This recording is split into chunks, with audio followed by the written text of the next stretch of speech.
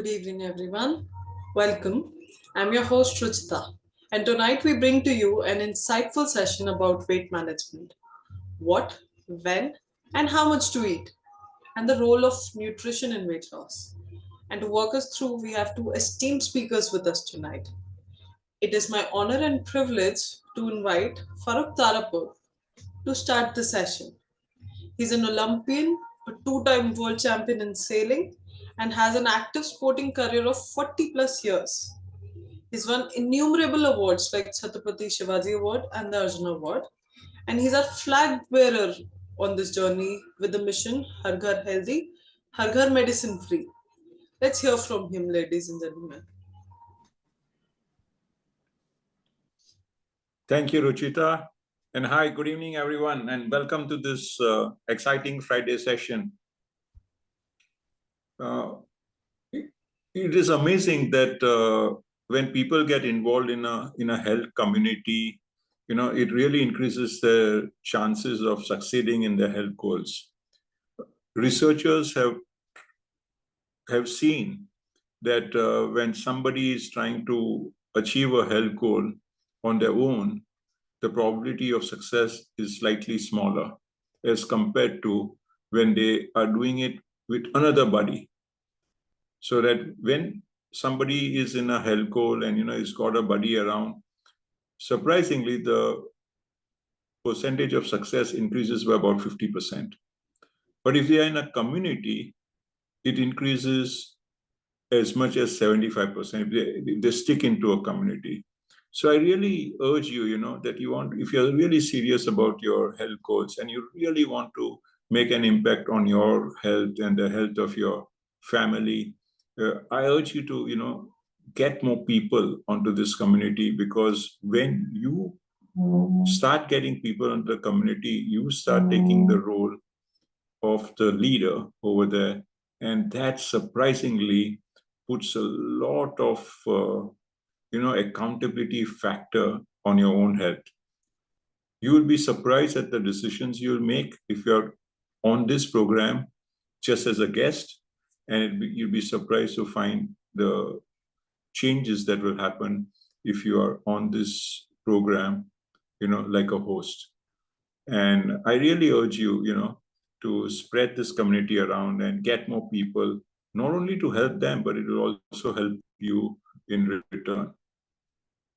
Now, one of the things that I've been observing, that when people start an exercise regime or an exercise program, most don't see through it after a couple of days or a couple of weeks or a couple of months. The very few people actually continue with the program. And the reason is very simple, that the exercise basically only works when you are doing it consistently.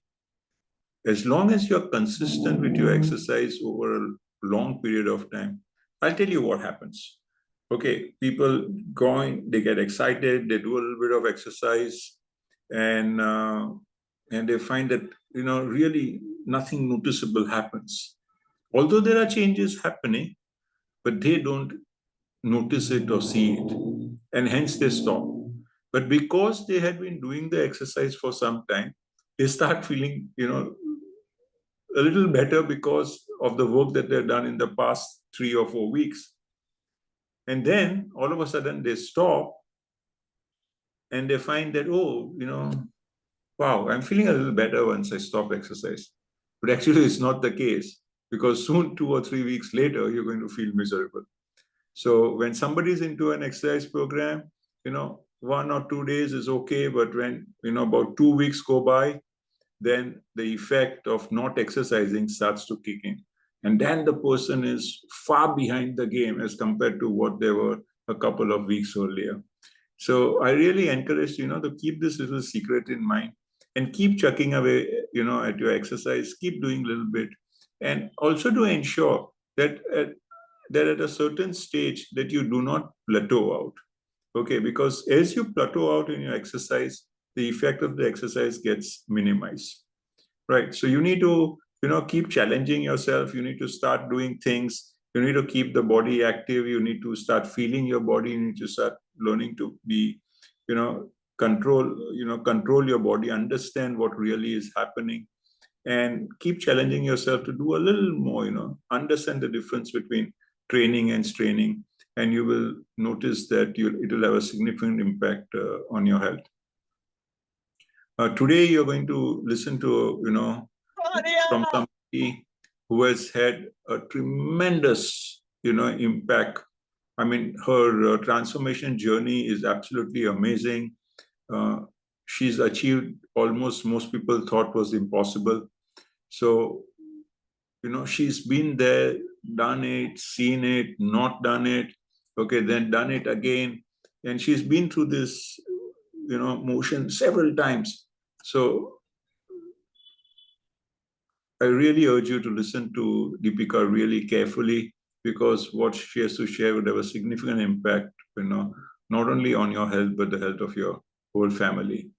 Uh, Thank you. And over to you, Deepika. Thank you so much, Farooq. Good evening, everyone. Good evening. Thanks, Ruchita. Thank you, Farooq, for that introduction. Well, I think Farooq has already set the tone and pace when he said that, when you join this entire community as, a leader or somebody who's wanting to impact everybody else's life, your posture is completely different than when you join, when you join as a participant. You are more responsible. So I'll get started. Let me just share the presentation with you. Okay.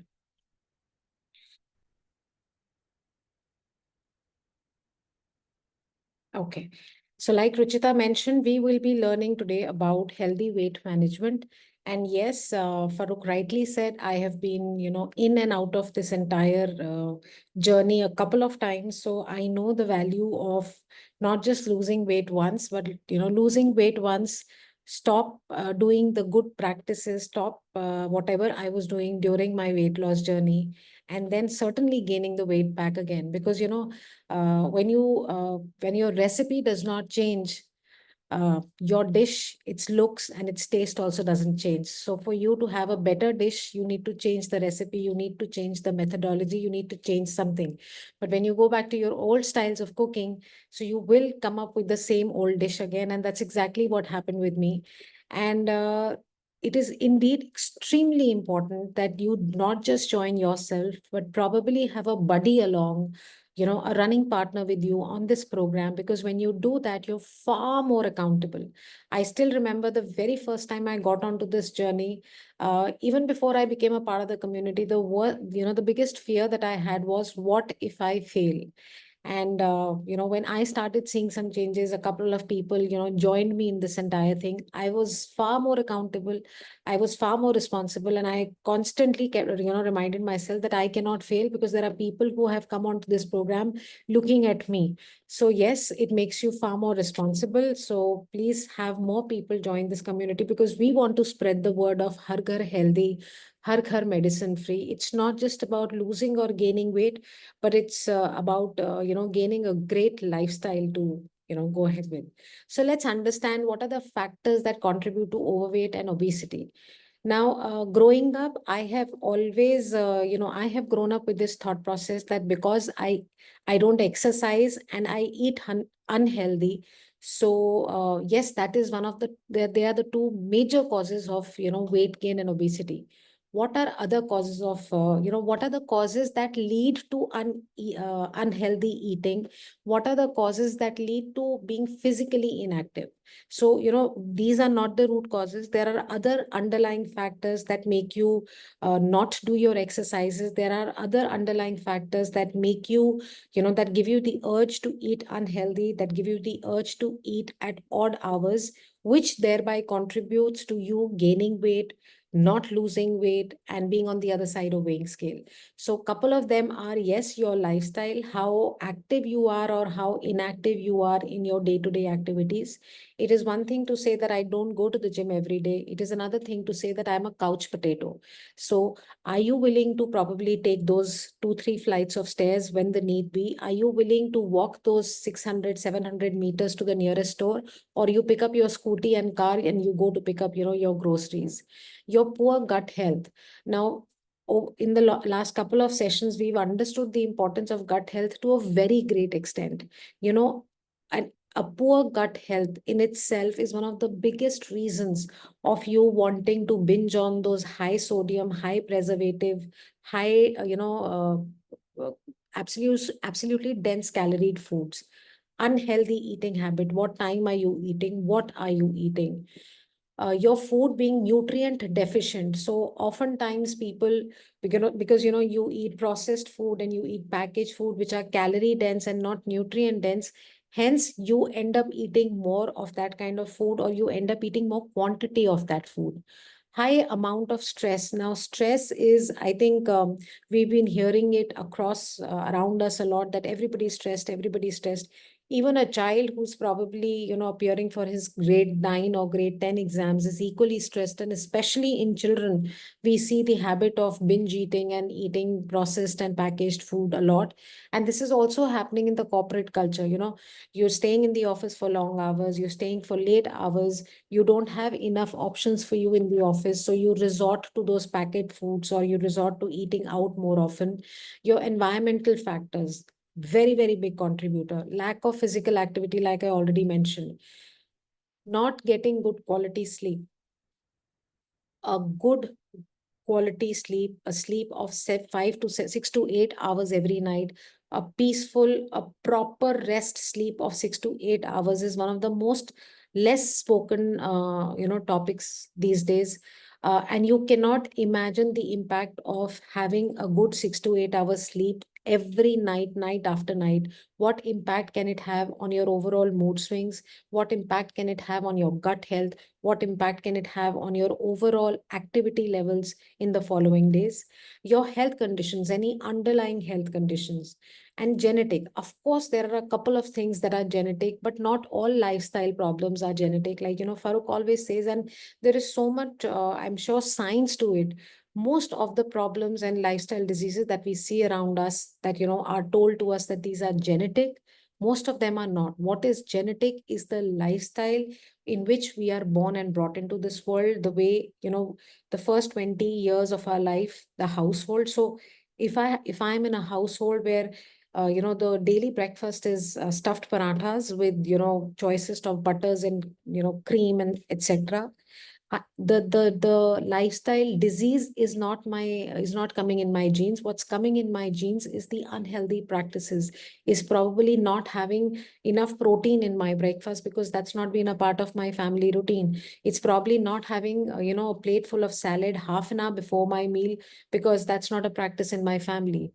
It's probably having butter chicken and dal makhani and butter naan every other day for Punjab, in a Punjabi household for dinner, because that is in my genes. And because this kind of lifestyle is in my genes, hence those problems also come, they are passed on from one generation to the other. So probably it's time for us to give it, look at it from a different perspective. Some unknown facts. India is the third largest obese population in the world after US and China. And trust me, these numbers are very, they're growing very rapidly. And we may just leave these two countries far behind in very short span of time. 1 out of 4 women and 1 out of 5 men are overweight in India. Now, unfortunately, unless and until somebody, in India, we see somebody who's pot-bellied and who's grossly overweight, we feel that somebody who's, looks to be in shape is probably not overweight. But when you get down to the medical terms, when you get down to probably getting onto a Carada scan or a proper, a machine that does your body and height analysis, you will realize that this number is actually true. Annual increase in adult obesity in India between 2020 and 2035 will be 5.2%, which is a very, very high number considering the overall population of India. So just some facts which are probably just a awakening call for all of us. Now, oftentimes people who join us on the group, they don't know how to calculate their BMI. Most of them don't even know what their BMI is. This is a simple formula, a simple pictorial representation for you to calculate your BMI, which is your body mass index. This is a simple chart which tells you that if your BMI is less than 18.5, your disease risk is low, but you're also considered, underweight. If it's anything between 18.5 to 24.9, it's an average, which is a good number, and overweight, and then obesity and extreme obesity. So if you don't have a digital scale for you to calculate your BMI, you can use this formula, get in touch with your health buddy for them to calculate this for you, so that you know that where do you stand today, and in how much time in the coming months are you aiming at to achieving the next level. That could be between 25 to 29, depending upon your current body weight, or being normal between 18.5 and 24.5, again, depending upon your current body weight. Now, these are again some myths. Why is it, again, growing up, if somebody is pot bellied, we used to say, this person, is a symbol of wealth, ke सेठ जी हैं, सेठ साहब हैं, किसी चीज की कमी नहीं है. This is absolutely, hearsay, and it's absolutely a myth. If you are not wealthy, people think, if you're absolutely looking, thin and to the extent of malnutrition, people think you are very poor. Age of poverty, this is less awareness. People are not aware at that point, that what how important it is to be healthy and fit, and not just thin. Being thin and being slim and being healthy, these are three different things. So in modern age, people understand the aspect of health, they understand the aspect of self discipline, they are more aware of what is going inside their body, they are aware of healthy food options. People are more conscious about excess weight vis-a-vis what it was in, prior times in India. Now, beyond BMI, we are unveiling the weight with the waist to hip ratio. So waist to hip ratio, normally, in women, in ladies, people talk about the hourglass figure and stuff like that. That's not important. What's important is what is your waist to hip ratio. This is again a little pictorial representation that for males, if it is greater than 1, so, waist to hip ratio, you are at a very high risk of diseases. If it's between zero point 0.9 to 9, you're at a moderate risk. If it's less than 9, you're at low risk. Similarly, for women, if it's less than 0.8, you're at low risk. So this is basically waist to hip. So measure your waist, measure your hip, you will find the ratio, and you will be able to get these numbers and figure out where do you fit into these three brackets. Very simple. Through an inchy tape, you can just measure the inches around your waist, measure the inches around your hip, and, do a waist to hip division, and you'll come to know. Now, what are the hidden dangers of overweight and obesity? I think whatever you are seeing right now, all of these factors were absolutely key and instrumental, and were an awakening call for somebody like me, who, I think for the last that I remember, way back, I don't know, about 20 years back, when I remember, I was still in the, a bracket of 80 kgs plus, straight out of college. And I don't remember when was I less than that ever. But yes, around somewhere around 2, 3 years ago, these were the very reasons, which is your cardiovascular diseases, which is diabetes. Again, my mother is a diabetic patient. So although I don't know whether diabetes runs in the genes or not, but I certainly know that I've also grown up in the same environment as she, growing up eating paranthas in the morning, having naans and dal in the night. So I wanted to be much more aware that now that I'm on the other side of 45, do I want to invite the same troubles and the same medicine box by my bedside every day in the morning, every day at night? Or would I like to do something about it? So yes, what are the threats associated with this? Very high risk of cardiovascular diseases, very high risk of diabetes, musculoskeletal disorders. When there is too much of excess weight on your body, it's like, when I lost the first 15 kgs, and because I travel between Delhi and Bangalore a lot, the first thing that came to my mind was I'm 15 kgs lighter, which means then every time I was traveling domestic, I had that additional 15 kgs on my body, which is allowed by, the flight. So that is how you look at it. When I was 30 kgs lighter, imagine how much it impacts your body, how much it impacts your skeletal structure when you take that kind of weight off your body. And yes, hormonal disorders, hypothyroidism, we see a lot of girls, young women, young girls with PCOS and PCOD. All of these are linked to, high weight gains. Physical consequences of excess weight, yes. Low fitness levels. I still remember, going up two flights of stair was a task in itself. I remember about 7, 8 years ago, when I was perhaps, grossly overweight, taking just 2 floors of stairs. I actually had pain in my knee, and my knees used to tell me that something is wrong. I would, every time I would, take up one step of stair, my knees would tell me that you're doing something wrong. risk of fracture, when with that kind of excess weight, if you have a fall, you may not actually have the impact of the fall, but because of your overall body weight, that weight falling onto that particular bone, that side of your body will have a higher impact, and the risk of fracture is much high. Fatigue and lethargy, absolutely. The more weight you carry, imagine me right now walking with two 15 kg suitcases. What would be my pace? What would be my energy level? How active would I be? Vis-a-vis me not carrying those two 15 kg suitcases, how active I would be. Very simple. Reduced bodily movements. Yes, it might sound a little funny, but yes, when you put off so many kgs of body weight, you will be pleasantly surprised what all your body is capable of doing. It's a fact.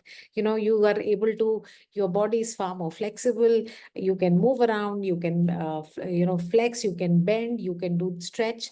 Things that I never knew this is what, a normal human body can do. And that's a fact. That's a revelation that you come across when you put off that kind of weight from your body.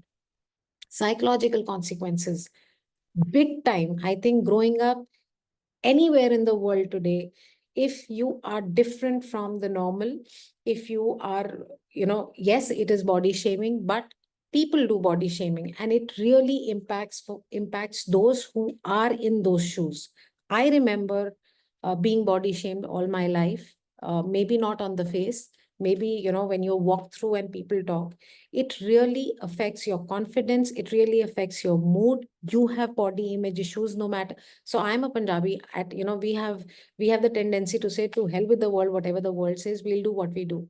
But it is one thing to say this to the world. It is another to, within the four walls of your room, think that, why am I different? Why do I have to look for the plus size clothes? Why is it that somebody next to me is eating three chapatis and not gaining a single ounce of weight? And each time I just do a deep breathing and I will probably put on half a kg weight. So yes, these thoughts, they haunt, and people do think. I have grown up thinking those thoughts. You have a low motivation to do things. Your quality of life severely gets impacted. So yes, although most of our sessions are all about being healthy, being fit, but because this session is about excessive weight, this session is about being obese and trying to lose weight, I will be focusing on all these aspects as much as they come under the body shaming thing. Now, benefits of healthy weight. Yes, because an excess weight, if it puts you to risk of cardiovascular disease, if you are in a healthy and an ideal weight, it reduces your risk of chronic diseases. It boosts your energy level. You are more active because you're always happy that you've lost the weight. You're more active. Your body is lighter. You feel good. Regular size clothes fit you. You fit in. You blend in people. It improves your mental health. It improves your overall moods and mood swings. It enhances your quality of life. And one of the most important things, your gut is happy and you sleep better. And if these two things you are able to, achieve, I think a good 70 to 80% of your health problems are completely taken care of. Now, like Ruchita rightly said, that we will be learning today about when do you eat. Now, in this entire, training sessions, two of the topics that are very close to my heart, one is hydration, which I always say, and the other is circadian rhythm. I mean, the circadian rhythm, as much as complicated this slide might look to you, it's extremely simple. Ayurveda, India is all about Ayurveda. We've grown up in an era where we have seen our forefathers. They would start their day with the sunrise. They would literally end their day with the sunset. So they would start their day by 4:30, 5 o'clock in the morning. And usually, I'm talking about some 40, 50, 60 years ago, they would end their day with the sunset. Activities would start with the sunrise. Activities would end with sunset. So what are those activities? Those activities are waking up. Those activities are having your first meal. Those activities are stepping out for food, stepping out for hunting, stepping out for for your jobs and whatever work that you have. Why is it? Because by nature, our bodies are designed in such a way that when the sun rises, certain hormones, certain bodily functions are activated, which help us during the day. And when the day sets, when the sun sets, when the night falls, certain hormones are released, certain bodily functions are released, which help us repair, rebuild whatever our body has gone through in the day. So whether it is, repairing, rehealing the wear and tear, whether it is growth hormones, whether it is stress, reducing hormones, All of these get released during the night times. Just a quick recap what this image says. From 6 p.m. to 6 a.m., certain hormones like follicle stimulating hormone, lutein hormone, growth hormones are produced. Melatonin, which is basically your darkness hormone, leptin, which tells you that, now you need to suppress your hunger. You don't need to eat anymore. Your body does not need any more food. Thyroid stimulating hormone, prolactin, these are released because they help in rehealing, rebuilding, repairing your body, producing those growth hormones for you, reducing your stress. And once it's 6 a.m., once the sun starts rising, you have cortisol, which is your stress hormone, you have testosterone, you have insulin, which manages your glucose, which gives energy to your cells to function. These are released in your body because now your body is active, now your body is out to work, now your body is going to do a couple of activities, and these hormones are required. So when you follow the circadian rhythm, whether it is your eating habit, whether it is your workout habit, whether it is your waking up and getting to do your work, or whether it is going back to bed, taking off your eyes off the devices, preparing yourself for a good night's sleep, say by 10:30. When you follow the circadian rhythm, the synchronization is at top notch, and your metabolic health outcomes are you have a good glucose control and you have a healthy BMI. But when your entire circadian rhythm is lopsided, which unfortunately, despite knowing all of this, is the case with most of the people, from students to youngsters to adults to even people in their mid 40s, mid 50s, even people in their 60s. I see even senior citizens these days at 11 o'clock at night, they're going through their social media. Your circadian rhythm desynchronization happens, which results in you falling more susceptible to type 2 diabetes, poor glucose control, obesity, sleep disorders, gut related issues. So slide may look complicated. Concept is very simple. Wake up as the sun rises, try and wind up your day, or start winding up your day as the sunset sets, which only means that try and avoid eating too much late into the night. Try and avoid getting in onto the digital platform too much late into the night. Try and wind up those activities as early as possible. May not be at 7 o'clock, but certainly people who are winding up by 12:30, 1 o'clock can try and push it half an hour, and try and wind up their day by 10:30. Okay.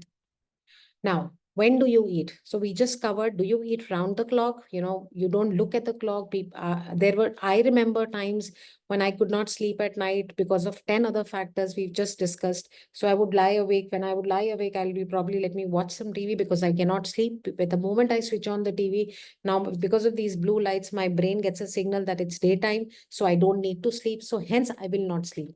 And because I will not fall asleep, and I'm watching something, it's human tendency, okay, let me, binge on something. What will I binge on at night? I'm not going to make a nice, healthy porridge for myself.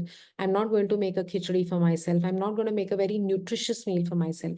I'll probably binge on a nice beverage. I'll probably binge on a, packaged food, which is readily available, which is easy, which is very tasty, which looks to be very appealing, but which is absolutely no, and the most harmful combination for me in terms of what I'm eating, at what time am I eating. So absolute no.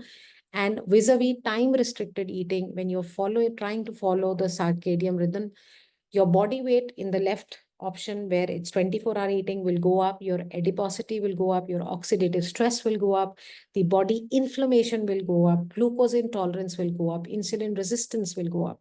Please understand, when we eat these processed and packaged foods, even if they come with the healthy label, even if they come with the no maida label, even if they come with the no palm oil label, they are extremely high in preservatives. They're extremely high in sodium. And these class preservatives and this sodium content is one of the biggest reasons for inflammation in your body. Unnecessary inflammation, which you don't need, which is doing you no good. So be a little more wise. Like I always say, please read your labels. They're extremely important. And the more you read those labels, you will realize what disaster we've been doing with our health all these times. That is what I realized. I mean, you can decide for yourself. And now again, like hydration and like circadian rhythm, why is it so important to focus on your morning nutrition? I think it has been said countless times on the group, people who are there, who share their plates. please focus on your morning nutrition. Please focus, give 2 minutes, spend 2 minutes to look at your plate and assess, does it have 50% protein? Does it have enough fiber? Does it have complex carbs? You don't have enough protein today, we will continue to guide you. But if you still continue to make alternate choices, it is going to affect your health in the long run. So the reminder is not, I mean, nobody likes to, pinpoint and, keep pointing out that it's not sufficient. Have Veda, has mentioned it so many times in the recent days, having just a fruit for breakfast is not enough. It's not enough today, and it's certainly not going to be enough for your body in the long run. So you've made the effort to be a part of this community. You've made the effort to share your meal times and your meal plates.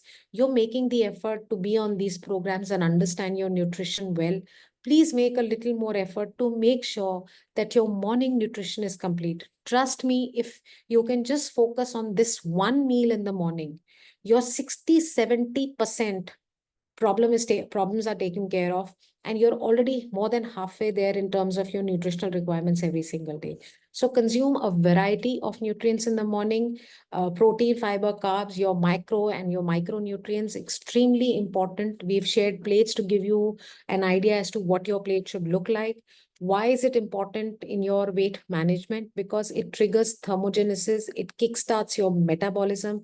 When you wake up in the morning, your body is already deprived of a lot of nutrients because it's gone through a lot of functions at night. You've not eaten for the last 10-12 hours, and you're kick-starting the day. So your body needs all the energy. Eating in the morning, it triggers diet-induced thermogenesis. What it means is that the calories that are burnt to digest the food that you've just eaten, eat a healthy breakfast. It jumpstarts your metabolism. Things are in gear. It helps you burn more calories and more efficiently throughout the day. Why is it important in weight management? Also, because it helps manage your blood sugar levels. A balanced breakfast helps regulate your blood sugar levels, preventing spikes and crashes that lead to cravings and overeating. Now, oftentimes it's seen on the group that a lot of people choose to eat light because they feel they want a diet and they don't want to consume so many calories. I don't know about you, but when I used to do like that, the urge to eat in between or the urge to binge eat is relatively much, much higher if you do not have enough control. That is one reason why Farooq repeatedly says snacking is not really an option here. Eat your meals properly so that there is no need for you to snack. It's better to eat a proper three meal rather than having one light meal and then snacking in between, because that results in unnecessary insulin spike, which is not good for your body. You have one organ, pancreas. If you keep supplying it with unnecessary, every now and then you supply it with food which it has to break down into energy, you are overusing it and it'll burn out much faster. So the more moderately that you use, the longer it will continue to perform ideally and optimally in your body. Now, how much do you eat? How is it that we can focus on weight management and weight loss when your energy in is not equal to your energy out? Now, what do I mean when it is not equal? We've given you three scenarios. If you want to maintain your weight, the energy input to energy output can be the same, no problem. So energy expended is basically the energy that you've burnt through the day, either in the form of NEAT, which is non-exercise activity, thermogenesis, which is basically, the activities that you do in a daily basis. Could be, walking to the kitchen, cooking, standing while you're cooking, going to the local market, going up and down the stairs, which is not really a very focused physical activity. Uh, EAT is your exercise activity, thermogenesis, where you're focusing on burning those calories through a proper workout routine.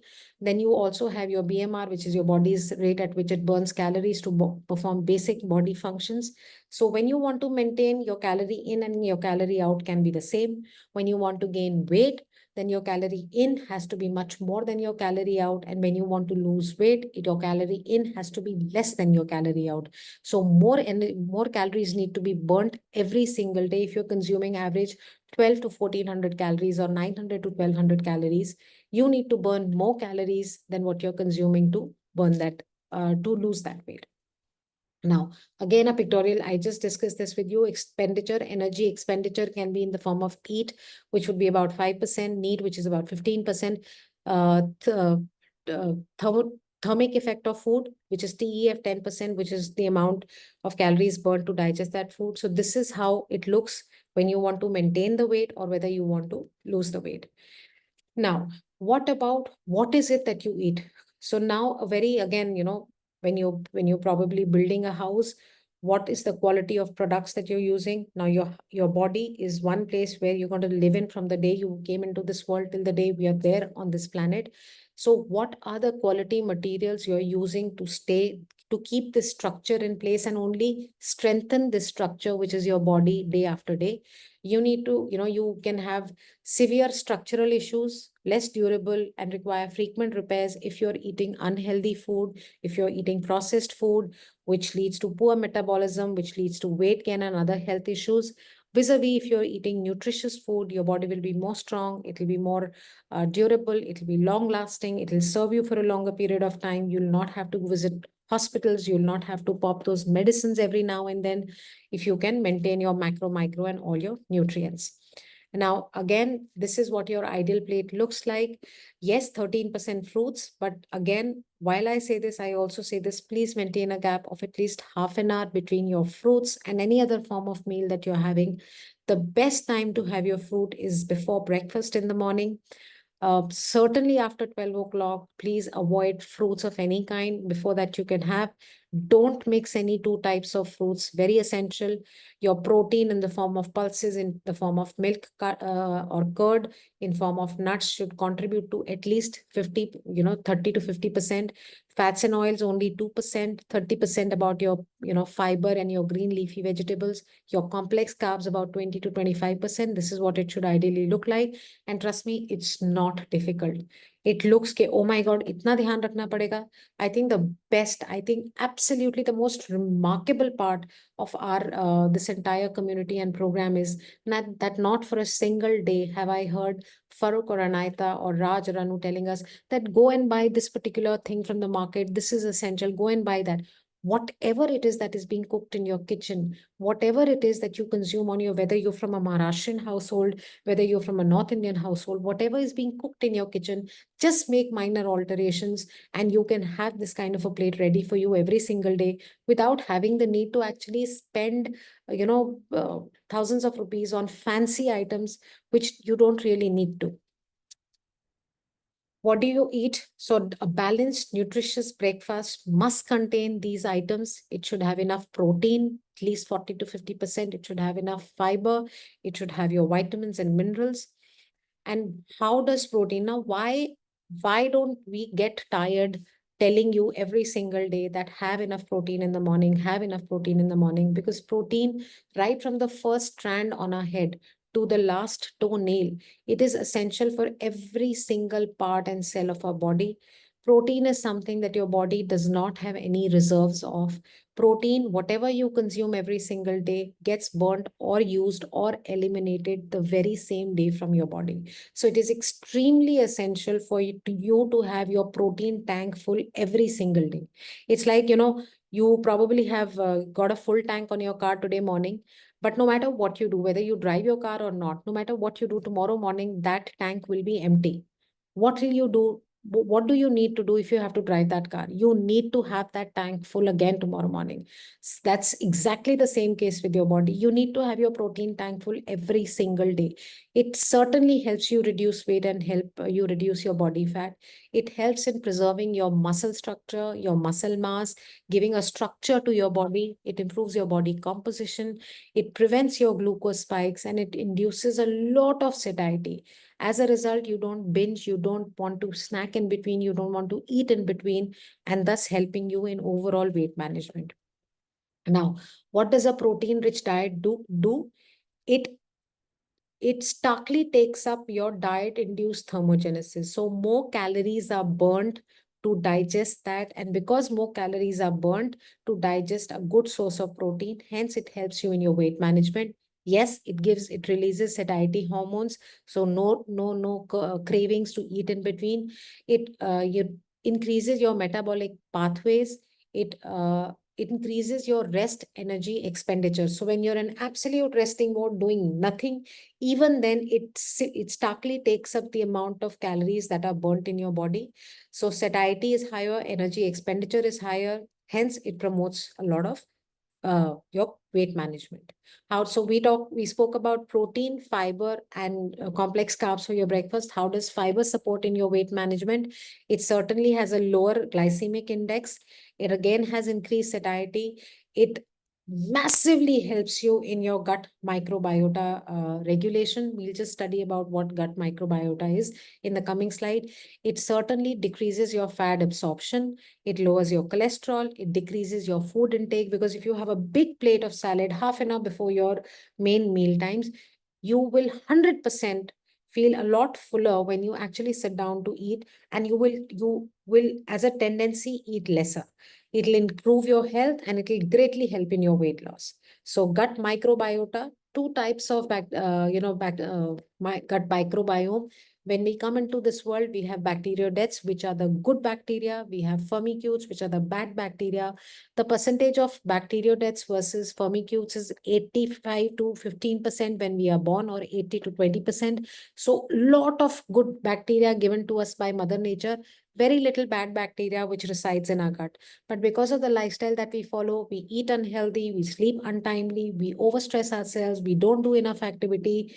Because of all of this entire proportion gets lopsided. So now you have more, as of, you check out any average human being, even at the age of 16, 17, you have more bad bacteria and less good bacteria. As a result, what happens?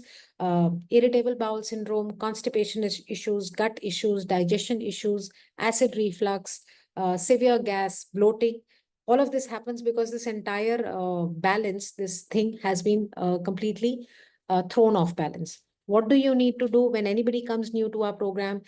A lot of people who have followed the gut reset program, the 10-day program, have seen some phenomenal results, not only in terms of these symptoms that I just mentioned, which is, irritable bowel syndrome, constipation, gas reflux, but also they have seen severe weight loss in those 10 days itself. Why? Because it's like, all of us have a smartphone.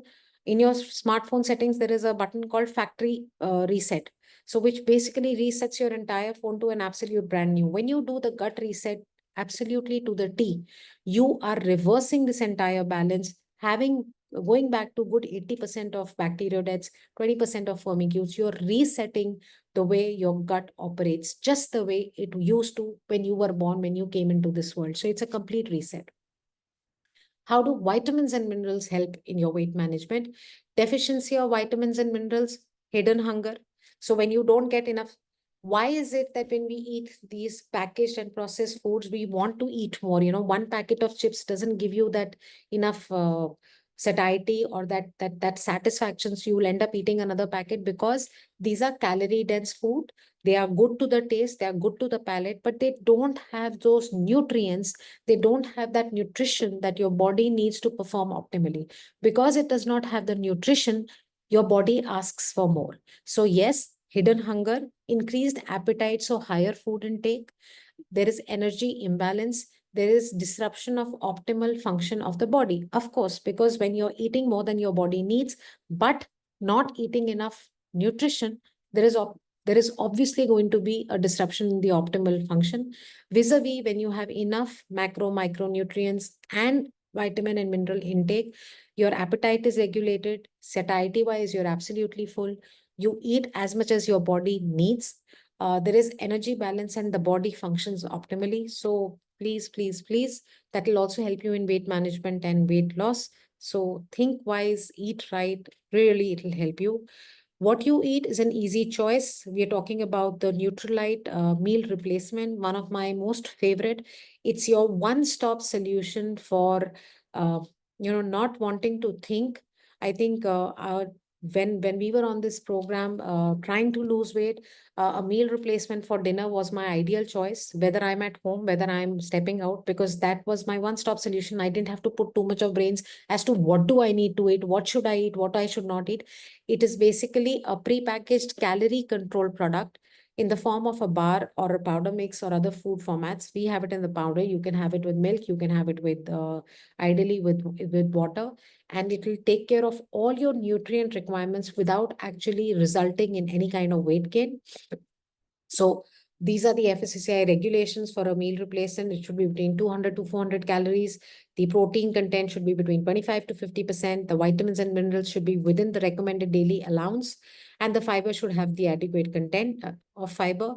What you eat, the benefits of meal replacement, ease of adherence, you can go on with it. Like I said, you don't have to think, and you can just continue with this practice for a longer period of time. It's controlled calories. Nutrient retention is much higher. The provision of adequate nutrients that your body needs is much higher. You don't need to think about it as to how do I compensate. And the satiety is for much longer vis-a-vis any other food items. What we recommend is Neutralites Nutritious Delicious Shake Mix. Comes in two flavors. So it comes in a 500-gram pack, and the fiber comes in a 200-gram pack. The protein comes in 200, 500, and the 1 kg pack. You can decide for yourself. This right now is coming in the vanilla flavor. You can pick yours today. 2 scoops with the 300 ml of water, or plus 2 scoops with the Neutralite all plant protein powder. Just imagine what it gives you. It gives you 13.8 grams of protein. It gives you, if you have it with 300 ml of water and 2 scoops of all plant protein powder, it gives you 22.3 grams of your daily protein requirement. It gives you 6.3 grams of fiber if you are including your fiber. So all your nutrient requirements are taken care of. The vitamin and mineral support is taken care of because it is balanced with 25 essential vitamins and minerals that your body requires. So you don't have to give it too much of thought. It also has Garcinia cambogia, which is basically an extract which majorly helps you in weight loss. It is known as potential anti-obesity agent. It helps reduce your energy intake, regulation of your serotonin and glucose intake, and a couple of these other factors. It has a low glycemic index and it has a low glycemic load. So this is like a complete win-win solution situation for you. So we've given a pictorial representation. The glycemic index value of the nutritious shake is 22 with 300 ml of skimmed milk. It is 23 with water and 2 scoops of Neutralite all plant protein powder. So extremely low on the GI. If you look at GL, it is 5.2, which is extremely low glycemic load, and 2.3 with water and 2 scoops of Neutralite all protein powder. I think this is absolutely phenomenal. This should be an eye opener for those who have yet not started being on these two protein powder and the meal replacement. And now, most important, again, man, please plan your meals in advance. If you don't have time every single day, take out 1 hour on Sunday, plan your meal in advance. This has been one of the it's the strongest thing that has helped me in this entire weight loss journey, because then I don't reach out for the first thing that I see when I want to eat something. So your portions are controlled, your impulse eating is much lower. It reduces your time, it reduces your stress के आज क्या खाना है, आज meal plate कैसे बनानी है. It's a lot more cost effective. Big time helps you in weight management. It promotes healthy habits. It promotes a lot of mindful eating when you are planned in advance as to what are you going to be eating in the day or eating in the week. And last but certainly not the least, and one of the most important aspects, we finish all our training presentations with shine. Start your day with gratitude and optimism. It's like, people tell me, how can somebody be positive all the time? How can somebody be negative all the time or most of the time? And by being negative, what is it that you achieve? You don't achieve anything. So might as well be positive now. Meet and greet with smile. It doesn't cost you a buck. So yes, start your day with gratitude. Be optimistic. Look on the brighter side of the picture, because as it is, the lighter and the darker side of the picture is not exciting enough. Have your daily nutrition, because when you have your daily nutrition, it shows on your face, in your smile, in your body, in your daily demeanor. Intention, visualize, and set clear instruction. Visualize has always been one of the most powerful tools, no matter which field you talk about. I am a very, very strong advocate of visualizing, especially with my weight loss journey. Learn something new every day. You feel more empowered. You feel good about living life. Exercise daily. The more I say, the less it will be. You need to have some form of exercise, whatever floats your boat, whether it's dancing, whether it's gymming, whether it's walking, whether it's cardio. Get along with a health buddy, get into a routine, go for walks with your friend, with your buddy. Make sure you have some routine to keep you active every single day. And again, I would like to share my journey from this to this. I'm very happy. I'm extremely thankful to this community, which helped me keep in check, which helped me to remind me every other day that it's absolutely normal to fall off track. It's absolutely normal to crave for chola bhaturas and dal makhani and probably even have it once in a while. But then what is more important is to get back on in the game, get back on the track, and not feel guilty that I have fallen off the track. It's absolutely normal. It happens with all of us. It's happened with us. It will happen with you. As long as you stay on the community, as long as you have your morning nutrition, as long as you continue to share your meal plates, as long as you're there on this community and attending these sessions, trust me, sooner or later, you will achieve the health goal, whatever it is that you've joined us for. You've been a fantastic audience. I had a great time talking to you today. I hope you did too. Thank you so much. Over to you, Ruchita. Thank you so much, Deepika, and thank you for sharing your transformation. I always look forward to that. It is amazing how you've transformed, and we are only aspiring to do the same. And I see Commander Vijay Vadera raising his hand. If you'd like to ask a question, sir, please go ahead.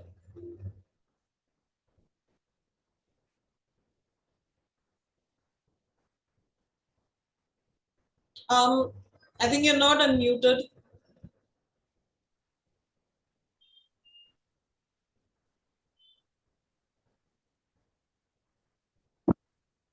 You know, can you hear me now? Yes, now. Yeah, please go ahead. Okay. Can for a Punjabi to have this 40 to 50% protein at the time of breakfast, which is a must for the body for the whole day, can in the group can you just put down for a Punjabi what kind of a vegetarian breakfast one must have to get those 40-50% proteins with breakfast? It can be put up in the WhatsApp. I'm saying, told now later on also. So we can I can compare that with what my wife gives me, and then maybe tell her to get down to that, so that I get the essential protein first thing in the morning, 40-50%, whatever it is. Thank you.